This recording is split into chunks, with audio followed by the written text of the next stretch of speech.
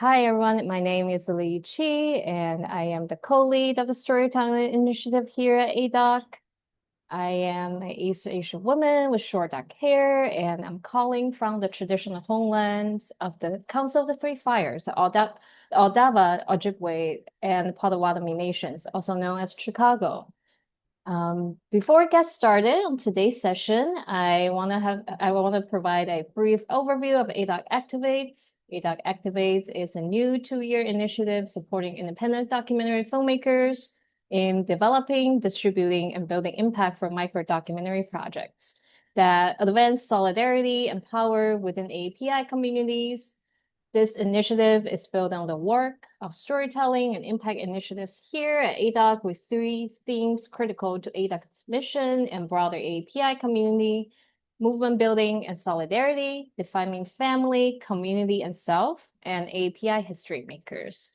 So today's session is the second panel of our 4-part educational series designed to support filmmakers who are exploring impact strategy, digital audience engagement, and short-form storytelling. Across all 4 sessions, we will be exploring different parts of filmmaking and impact process. And today's session is on digital audience engagement strategy. And we have 2 more sessions on micro-documentary inception and short-form storytelling, and a digital shorts cut-down lab in the following weeks. Soon we'll be launching our first open call, Microdocs Past Tense, which supports the creation of new short film works adapted from previous released films in a few weeks.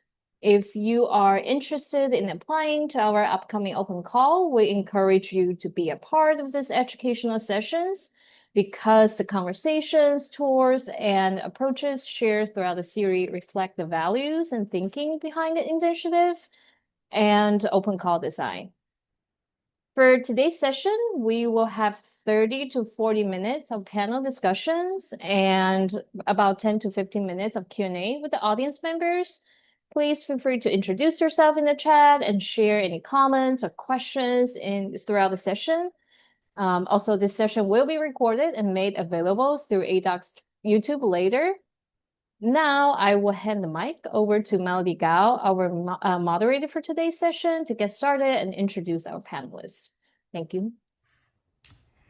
Thank you, Lily, and thank you all for joining us for the second session of the ADOC Activates educational series. My name is Melody Gao, and I am the ADOC Activates program coordinator for the Storytelling Initiative. I am an Asian woman wearing purple glasses and a magenta shirt. I am based in the unceded ancestral lands of the Chumash and Tongva nations, also known as Los Angeles. For everyone joining this webinar, please feel free to introduce yourselves in the chat and share where you're calling in from so that we know who we're in community with today. Today's panel will explore a digital audience engagement strategy, how filmmakers and cultural organizers use digital strategies to connect to both new and existing audiences, communities, and extend the work of documentary impact campaigns. We're thrilled to welcome our 3 panelists. First, we have Tani Ikeda, a filmmaker, writer, and activist whose work explores the feminine experience. She's also the creative director of We Belong Together, a digital Know Your Rights campaign that recently won 2 Webby Awards. And we also have Nicole Solis-Sison, a producer, impact producer, and cultural organizer whose work spans documentary, advocacy, and community building. She is the producer of the documentary film From Here, From There. Megumi Nishikura is a documentary filmmaker whose work explores identity, belonging, and the cultural intersections between Japan and the wider world. She is currently making a film about Japan's nationality law and the dual citizenship issue in Japan. Thank you all for being here today and for sharing your experiences with us. We'll spend the next 35 to 40 minutes in conversation with our panelists, exploring how they approach digital audience engagement strategy before opening it up to audience questions. Please feel free to share your thoughts and questions in the chat throughout the conversation. And at this time, we'll stop sharing the screen so that we can see our panelists. And with that, I'd like to start by inviting each of you to briefly introduce yourself and your work that you're bringing into this conversation today, and what digital audience engagement strategy means to you. Nicole, can we have you start, please?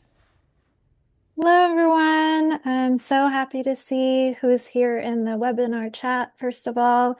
And I just want to give like a little background of where my career has started first. My career has started essentially being a part of an influencer management agency where I worked with a lot of platforms like Instagram, YouTube, Snapchat, really curating like livable content. So like YouTube first content or influencer content that is short form. And with my experience working with these platforms and creating short form content with influencers, I really, it gave me the tools to kind of understand how platforms work and how to cultivate communities online. And that's kind of what I am like taking that wealth of knowledge into my filmmaking career as a producer. From Here, From There is my first feature-length documentary film. And it comes at a time where undocumented narratives are so precious and need to be held with sincere safety. And, you know, a lot of these platforms in this present day um, are making us question what safety looks like for us, and especially when we interact with communities online. And so, what I've come into with my work as a producer now that my work is in distribution is how to sustain healthy, safe, and community organizing initiatives online, and how to bring them both bridge in person and online organizing. Thanks, everyone. Tani, can we have you go next? Yeah, good morning, everybody. Thanks, Melody and Gary, so much for having me. I think my journey has been a lot more organic. My relationship to the internet, uh, I think as a millennial was always whatever was in my heart and mind, I was sharing online. So there's an unfortunate footprint of that. But what it did was it led to a lot of experimentation. In my early 20s, I started a nonprofit called Immediate Justice, and we taught high school age girls film production with a social justice lens.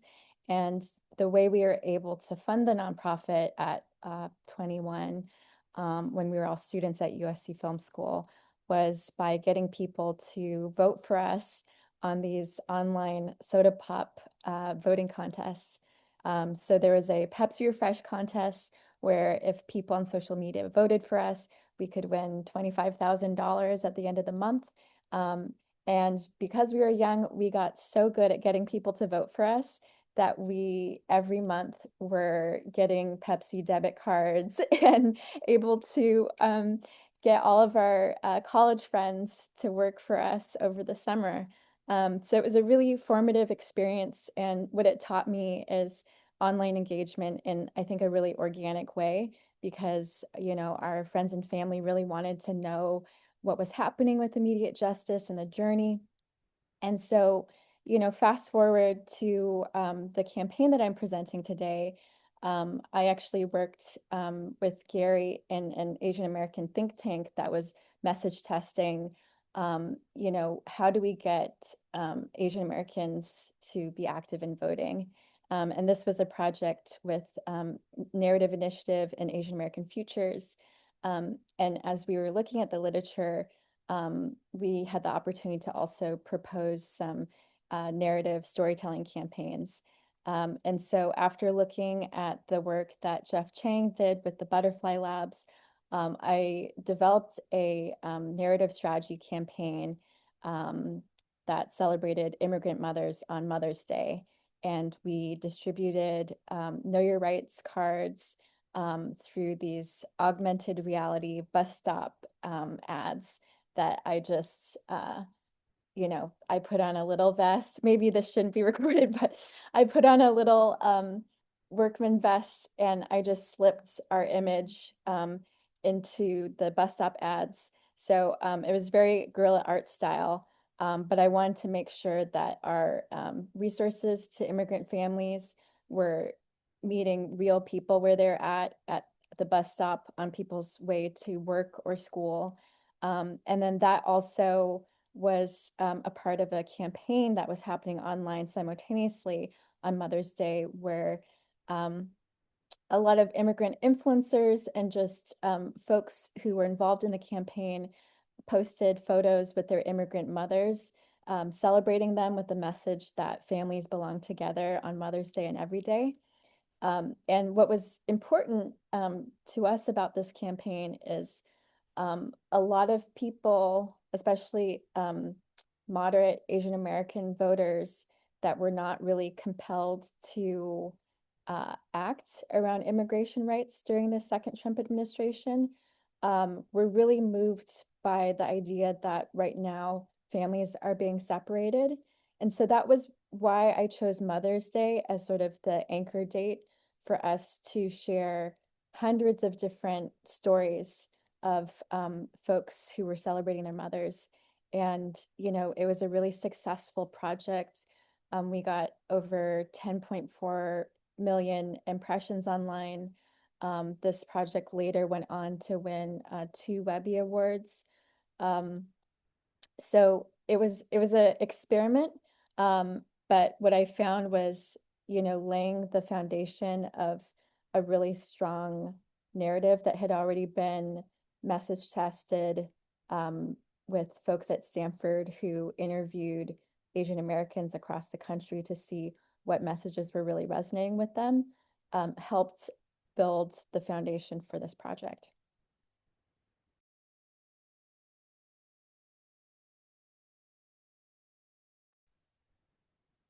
Hi, everybody. I'm Megumi Nishikura. I'm a documentary filmmaker based in the LA area. I make films primarily exploring identity and belonging related to Japan and its intersection with the rest of the world. Um, Over 10 years ago, I made a feature film called Hafu about the mixed race experience in Japan. Um, and my current film is a follow-up to that in some ways. It's looking more specifically at Japan's nationality law about who gets to belong to Japan and who doesn't, and how Japan's kind of how it doesn't openly allow dual citizenship is out of step with kind of the global world that we live in. And for me, I think, digital audience engagement is, part of the bigger picture of the goal and impact that I want to make. Um, uh, Through my storytelling. To me, the film itself is the artistic expression that I get to explore my creativity, but the issues are much bigger than a single film, a single story that I can tell.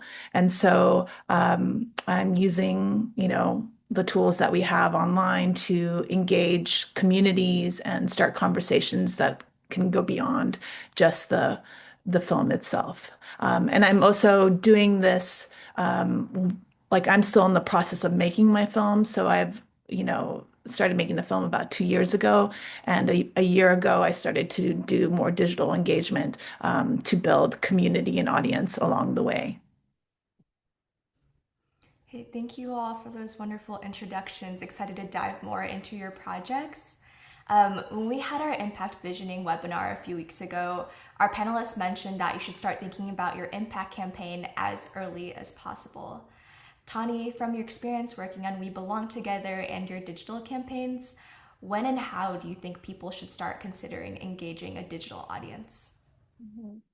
Well, I think oftentimes filmmakers and storytellers will think of impact campaigns at the tail end of their project, almost as an afterthought. And what I've found is starting actually with the impact campaign being part of the root structure of your project is a great sort of way to hone whether or not, as you're moving through the process of production, are we really serving the audience that we set out to serve? And is our, it's kind of like your true north, is our message still aligned? And so I think starting at the beginning when you're still ideating is really helpful, because this is a way that you can actually test out, does my message resonate as you're starting to spread the gospel of your project? And the We Belong Together campaign was unique for me. Like I said before, my relationship to the internet is very organic. And so really anything that has ever gone viral in the past, it's really come from an internal place of, whatever I have to say, meeting the political moment. And so this was my first time actually working with a research team from Stanford that had interviewed Asian Americans across the country to gather themes and insights as to what messages really resonated. And so building a campaign based off of that message, I think what I discovered in the We Belong Together campaign is that it hit, it resonated, and it was already messaging that was vetted and tested. And so, it was in a really exciting approach, and this campaign was an experiment to see how that would work. And what I would say is, while this was very much developed in the Asian American community, I saw that in the immigrant rights nonprofit space, it really resonated with other immigrant communities across the board. And it's really a very simple message. It's that we belong together, and it's about families and celebrating our mothers. And I think sometimes the most simple human familial stories are the ones that resonate the best. Thank you, Tani. Now we'll turn to Megumi. In your previous film, Hafu, and your upcoming projects, you're building an audience while you're making the film. Can you share who are the communities you're trying to reach, and how have you used digital tools to build an audience through the filmmaking process? Yeah. I think one of the things that I realized, a couple of films ago is that the stories that I like to tell are for a very like niche audience, and more specifically, people who have one foot in Japan and one foot out, and kind of live in between, different countries and different cultures.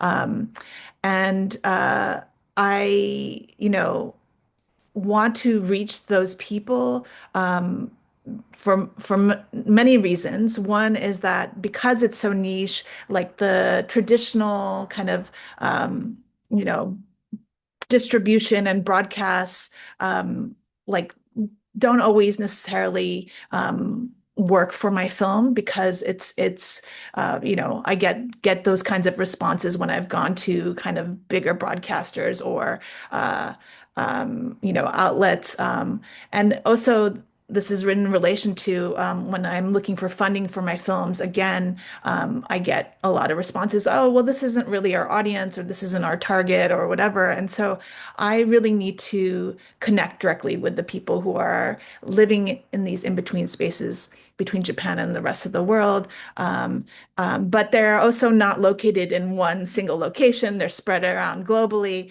And so for me, my strategy has been to, have an online presence, sharing my journey as a filmmaker and, the challenges that I'm facing there, but also the information and the research that I'm doing along making the film, to help,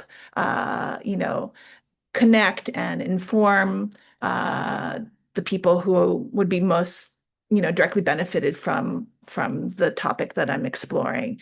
And so I think with my previous film, Hafu, at that time, Facebook was the number one social media platform. So we utilized Facebook groups and Facebook pages, and was able to, build a community of like, around 10,000 people over the course of 3 years to,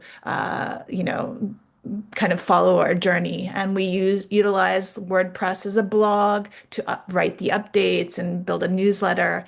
And so I decided for this current film, I wanted to do something similar, because in between Hafu and then this current film, I've made other films where I haven't done community engagement. And I've seen a very visible difference in the impact that the film has. It could get broadcast on BBC or published by Time magazine, but then the conversation kind of stopped, and like the interest, once the broadcast was over and the festival run was over, it just kind of disappeared into nothing, it almost felt like. And so I want this newest film to have as big of an impact as possible. And so I want to, again, engage the community along the journey. And now, my primary tools is using Instagram to share, photos of, our production. I'm invited to, give talks, and participate in podcasts. So I clip that stuff. And then I'm using Substack as kind of the alternative to the WordPress blog now, as a way to go deeper into the topic matter, because this issue that I'm exploring affects over 1 million people. But I'm only telling one woman's story at this moment. And so, there's a lot of research and other stories I've, come across in the course of working on this film. And so I'm kind of sharing it there on the Substack. And interestingly, I mean, Substack has this like subscription model. So it's also been a way that I was able to kickstart my fundraising, because people there, subscribed and contributed to the film that way. So that's how I've been using these tools now. Megumi, you so beautifully put kind of the digital in-between or liminal spaces that the internet provides. And it's really resonant hearing you talk about using social media and the internet not just to reach the biggest audience, but really intentionally the audiences who are most impacted by the issues that you're covering in your films. Nicole, your film From Here, From There follows an undocumented lawyer's fight for his community during a landmark Supreme case that put DACA at risk. Having worked on a variety of digital campaigns, can you describe the unique accessibility and safety considerations you brought to the digital campaign for this film? Yeah, so just like for context, the protagonist of my film From Here, From There, he's already someone that is wildly acknowledged in the immigrants' rights field, someone who has put himself out there um, in the landscape, on the news, like you could see him on television. So he has the gravitas and the personality to like withstand like press and publicity. But what we care about the most in our film is the communities that we serve. And not to say that we don't care about the safety of the protagonist as well, but I think we, as part of the protagonist, Luis, we have created a team together to set our priorities on who are we like serving, both online and offline. And so when we think about, communities that we're serving, there's a lot of, digital warfare right now that's going on with these platforms. Safety around surveillance. Now TikTok is asking for citizenship requirements. Also, I believe other platforms like OpenAI are also asking for citizenship requirements. And, these are not, I think this is not done without strategy, is what I'm saying. Whenever a platform comes out with a feature or a requirement, they're really actually trying to explicitly do something. So having the background of like understanding new features, being a beta of a lot of other features from tech, I think two trends are happening right now in these platforms. One is surveillance, and two is closed community groups.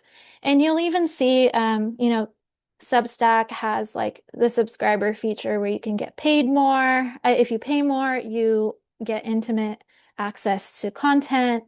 There's newsletters, and newsletters are becoming more popular now more than ever. There's also Slack groups. ADOC is part of a closed community group, which is Slack, filled with hundreds of members. There's all these platforms, even like Instagram with their community members, closed groups with announcements specifically for like special announcements for people who subscribe to the community group. So people are looking for like spaces, right, to exist online. But while there's surveillance and while there's closed group and niche community spaces, we also have to think about like, where does our film's audience live in all of these spaces? So going back to like Tani mentioned it and Megumi mentioned it, when we are looking at our films and who do we serve, we really have to think about where do these folks live online and how do we access them online and where they can comfortably go to online without feeling surveilled. And so these are like the unique considerations that, my film team is having to solve and navigate in real time. So it's not like we have a perfect structure at all. We're very much learning. But what I can name is that, some of the considerations is like we've gone viral before with our content. And some of that, and thank goodness that, those viral videos on TikTok didn't result in any harm in any way to our production team or our protagonist. But we carefully curate what content goes viral and for what purpose. We also want to understand that like virality isn't something that is our end goal, because virality also welcomes unwanted actors and unwanted conversation and unwanted attention. And ultimately, virality for us doesn't actually get us connected to the community that we serve. And going into the communities that we serve, we specifically for this film are hyper niched to the point where we only want to serve, not only, but we hyper fixated on serving students who are undocumented. And when we go into that study of like, where do undocumented students live on the internet and where do they find safety? And we have to unearth all of that, right? Like we have to do research and studies and perhaps go to college campuses and talk to people on and find safety networks in terms of counselors and programs that serve this niche population. We also had to forget about serving the movable middle or like the American public, because again, the American public is not our audience to send resources and create a sense of culture of safety. If anything, we are weary of what the American public can say or do to the mental health of our audience, and our direct audience.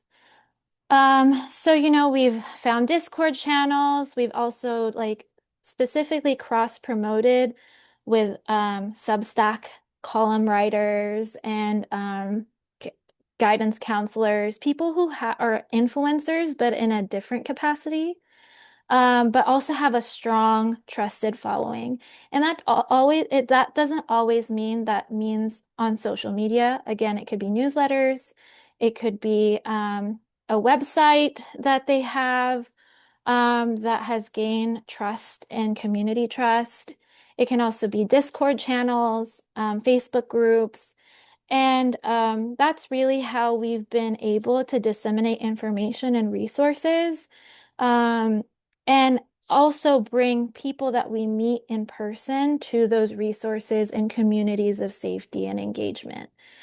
So when we tour our film, folks try to ask us where we can connect and extend further.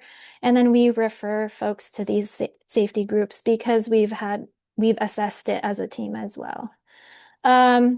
Another thing that we've considered is that whenever we do a screening for an impacted audience, that is a part of our community, we do not post in real time, or we do not post any of our cross promote or do any marketing in advance of the screening.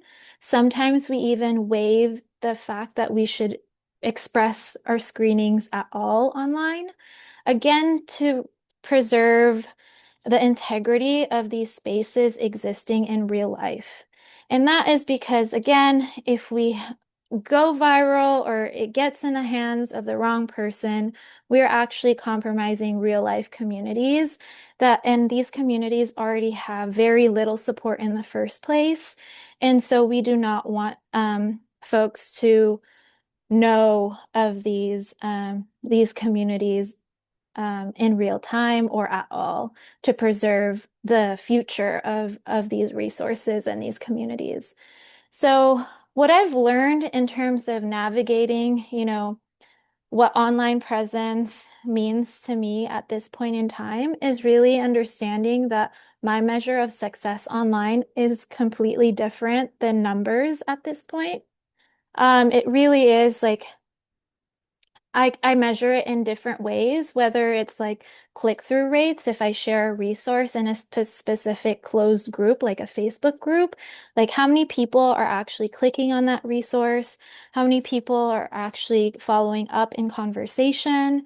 I also, I guess, measure how many times I'm connecting on and deepening a relationship online on a one-on-one level versus measuring again like shares or likes or viewership. So I really boil it down to like how many people am I messaging and connecting with and clicking through my resources. So those are completely different metrics of success for me and metrics of engagement. Thank you, Nicole. Really appreciate the emphasis on safety and meeting communities where they're at. I think you touched briefly on the metrics of success, not always being virality, but being specifically access to resources or what the community needs. This is a question for everybody. What are creative ways you've implemented digital engagement in your advocacy work?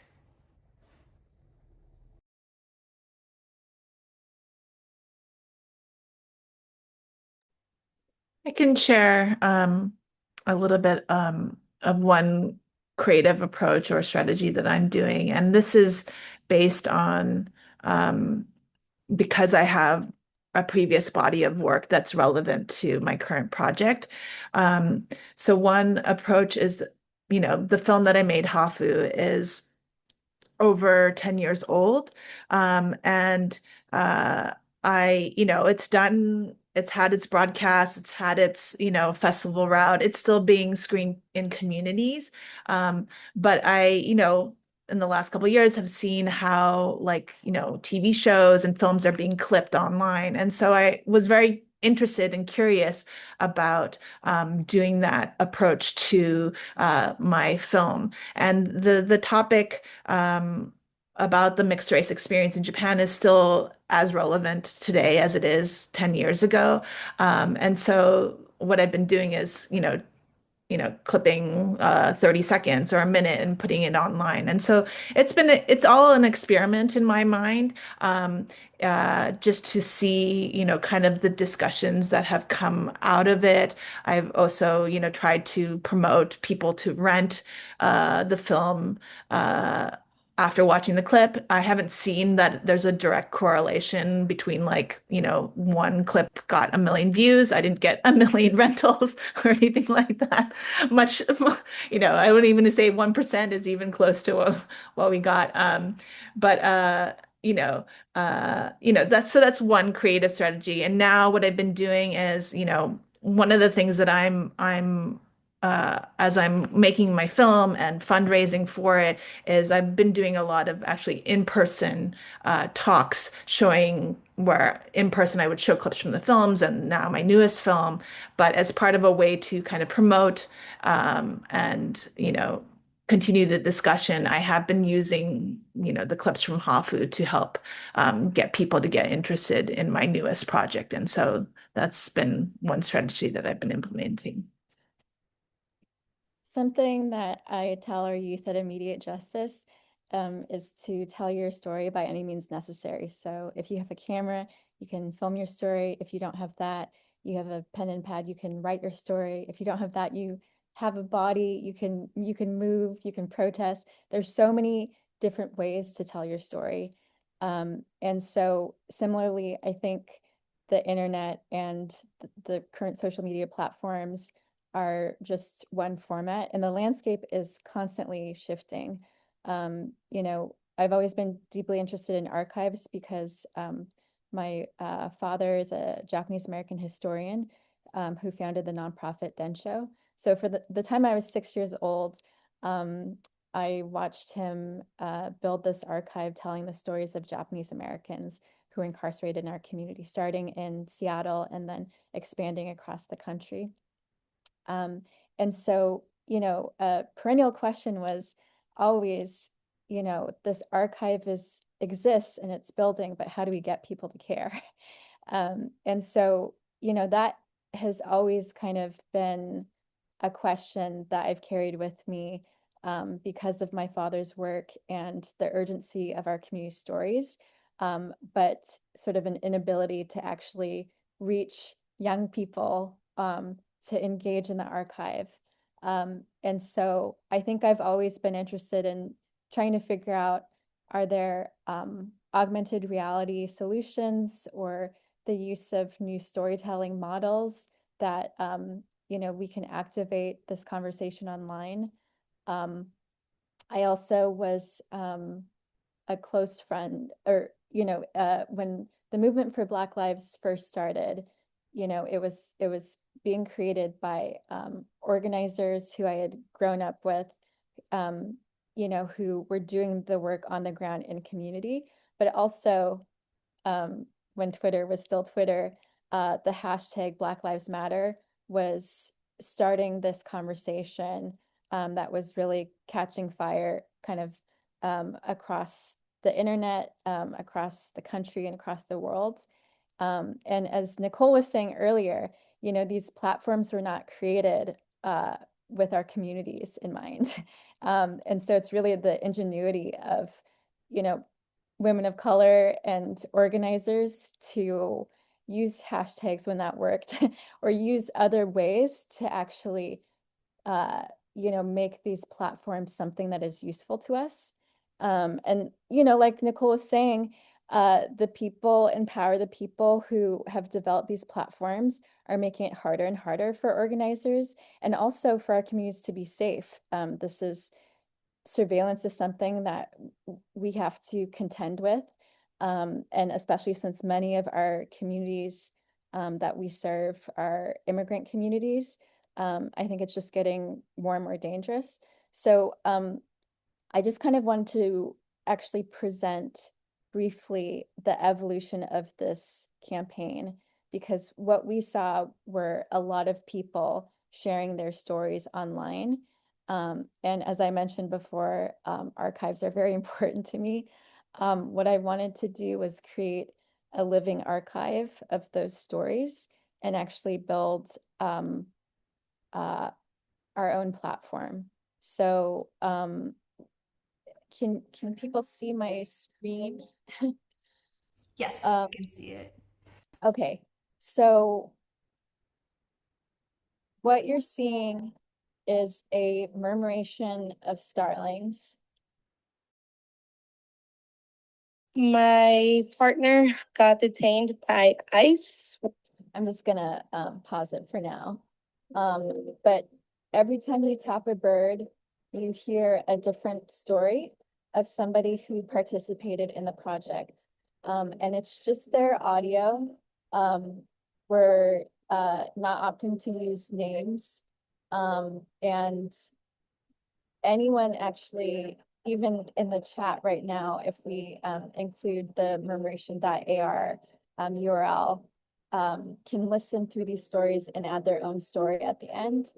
And so my goal was to create a safe and also, there's the ability to be anonymous if you want, option to tell your story. And one of the things that I also thought was really powerful is when I look at the immigrant rights movement, there's not one single leader or hero leading the charge. What I came to find was, when institutions, governments, and nonprofits who have lost all their money don't have the infrastructure or intentionally are not supporting immigrant families, it's really the families and the neighbors and the communities that organically are coming together in rapid response across Los Angeles and across the country. And so I felt like, especially for children whose parents are trying to describe right now, sort of the danger and what might happen, I wanted to create a metaphor, which is this murmuration of starlings, to say that everything in nature migrates, only humans criminalize it. And the great thing about starling murmurations is it's decentralized leadership. They move with collective intelligence.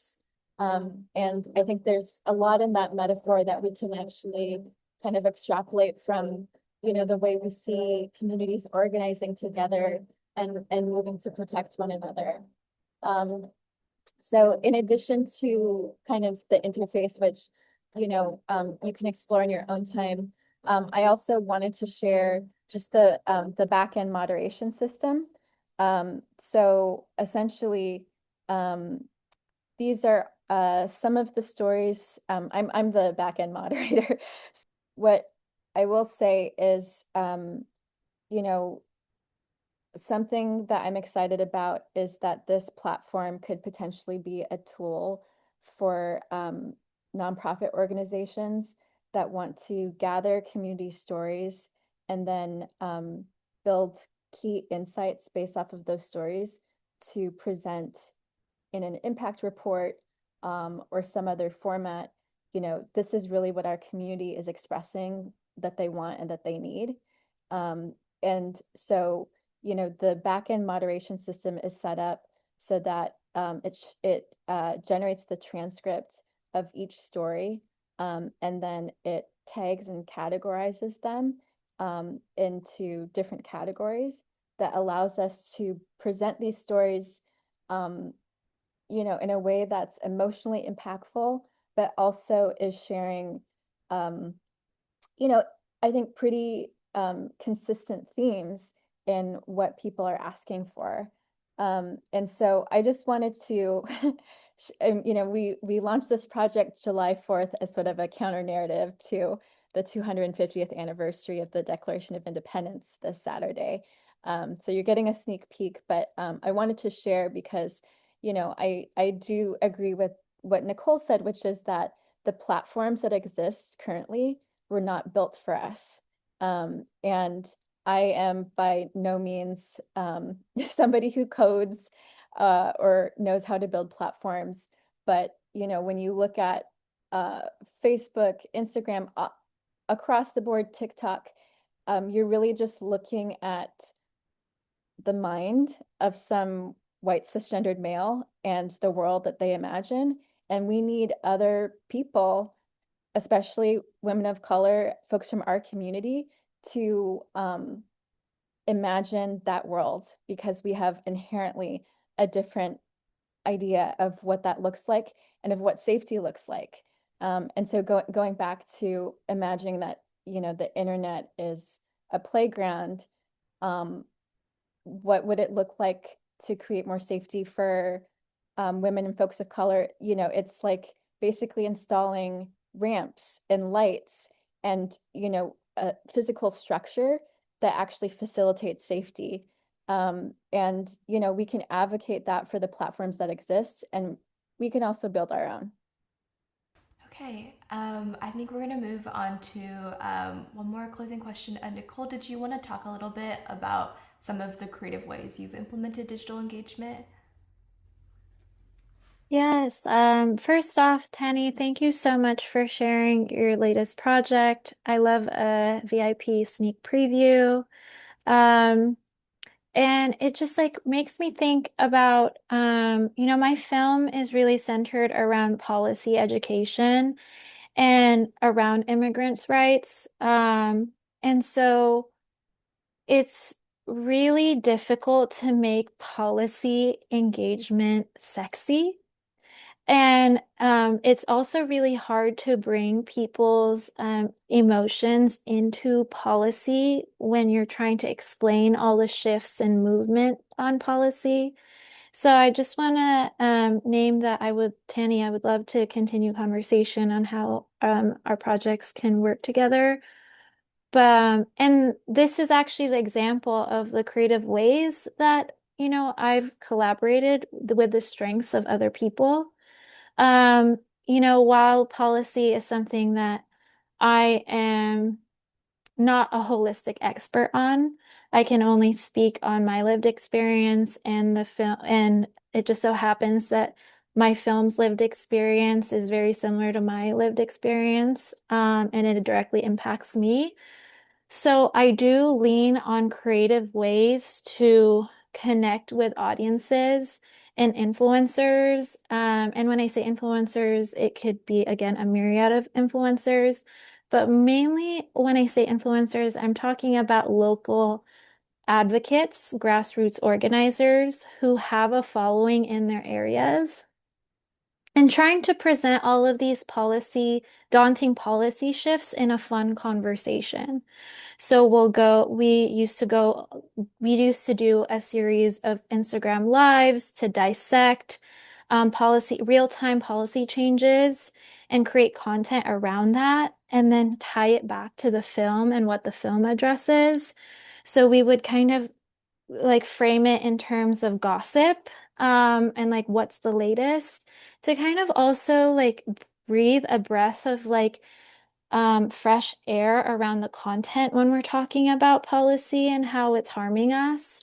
So I would just like employ or empower folks to figure out creative ways to talk about the content that feels daunting, and to hold on the strengths of other creators in on the internet, who have built communities on their platforms as well in order to have a conversation. So one thing that the protagonist of my film, Luis, and I were talking about was like mukbangs, like doing a mukbang or like video with other local organizers to talk about the DACA shifts in policy.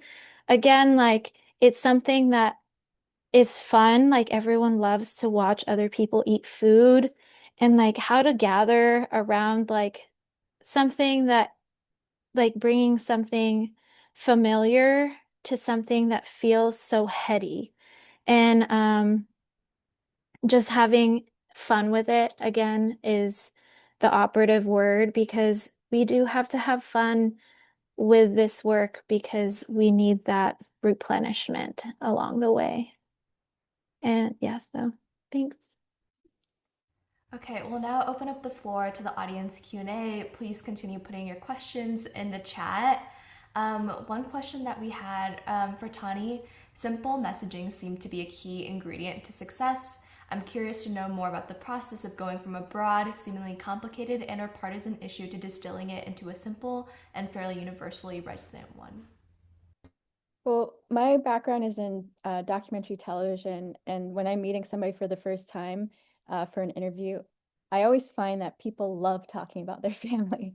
So I always ask, who are you closest to in your family? And people can talk for hours.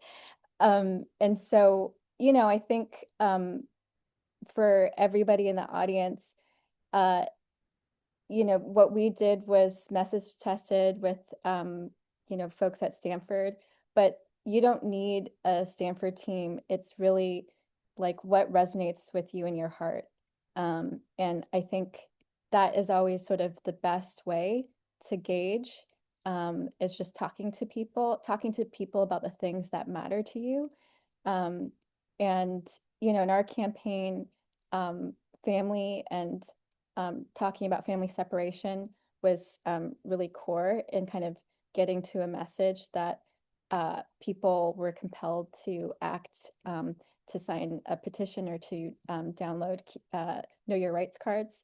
But I think, it the internet, and what goes viral or doesn't go viral, a lot of this is experimentation.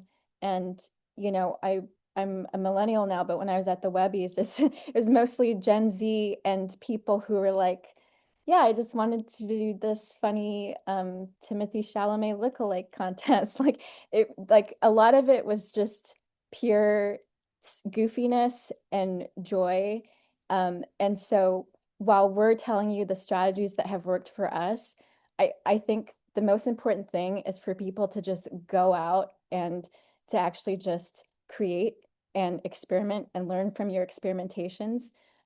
Because, we're living in this time where I think, especially the young people that I know, are deeply self-conscious of saying or doing the wrong thing because it exists forever as a record online for scrutiny and humiliation. And I think the creative process is really continuously failing and falling on your face. And some of those seeming experiments or failures end up becoming something, and most of it doesn't.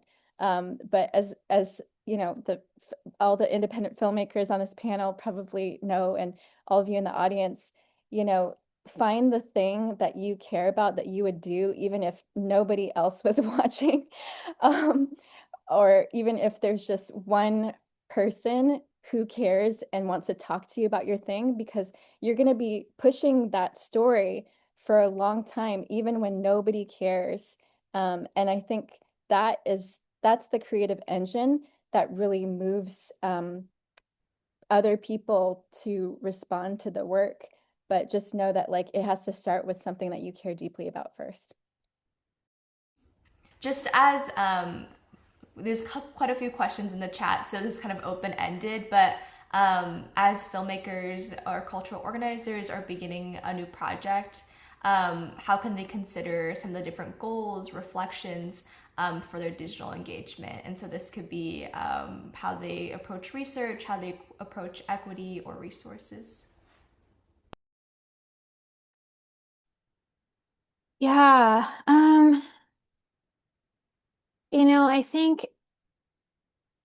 I think for me, because my particular film has to do a lot with my lived experience, I had like an advancement on like years of research just through my own journey, and how this immigration policy affects me. Um, but so I want to name that my research pathway and discovery always stems from exactly what Tani said, like um, being dedicated, like either it's my lived experience or something that I'm already like really enamored with, and that does hold a lot in terms of, um, developing the story. So even with audience engagement, with From Here, From There, I immediately knew that I wanted to build a relationship with undocumented students right when I started. I already knew immediately who I wanted to connect with and who to serve. But I had like a much harder time kind of understanding the like citizens, for instance, like the average American, even Asian Americans for my film. Like I really do think that like for I'm having to do more research after the fact of how to engage with new audiences with my film, because I don't necessarily know too much about other audiences outside of the primary audience that I want to serve. And that was very early on. So I want to just be honest that like sometimes audiences evolve along the way. And to be like adaptable to that change and like take your time with that research as well. And you don't have to, you know, hire a research team, but like find your own way to like start these conversations and broker partnerships.